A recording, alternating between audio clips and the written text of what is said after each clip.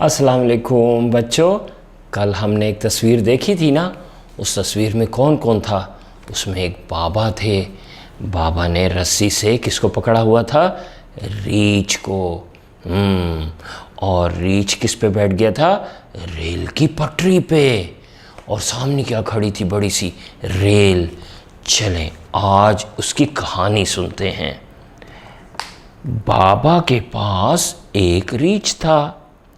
वो रीछ का तमाशा दिखाकर रोज़ी कमाते थे। वो रोज़ रीछ की रस्सी पकड़कर मुख्तलिफ जगहों पर जाते। एक दिन बाबा को अपने दोस्त के घर जाना था, जो ज़रा दूर रहते थे। बाबा ने रीछ को साथ लिया ताकि वो दोस्त को भी रीछ का तमाशा दिखा सके। बाबा चलते रहे। बाबा और रीछ थक गए, लेकिन दोस्त का घर ना आया। बाबा ने सोचा, अगर दोस्त के घर दूसरे रास्ते से जाऊंगा तो देर हो जाएगी। क्यों ना मैं रेल की पटरी पार करके उस तरफ चला जाऊं। बाबा के पीछे एक रिक्शा आ रहा था।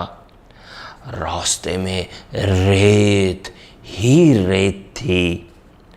बाबा रीछ को लेकर पटरी पार करने लगे तो रीछ रास्ते में रेल की पटरी पे बैठ गया।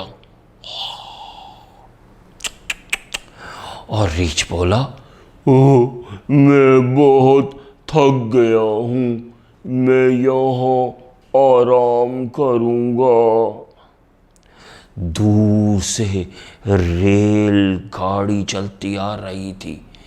रेल के ड्राइवर ने जब रेल की पटरी पे रीछ को बैठे देखा तो बोला, ब्रेक लगाओ, ब्रेक लगाओ, रेल की पटरी पे रीछ बैठा हुआ है, ब्रेक लगाओ।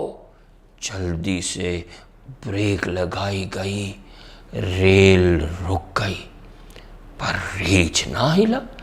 रीछ तो वहीं बैठा हुआ था।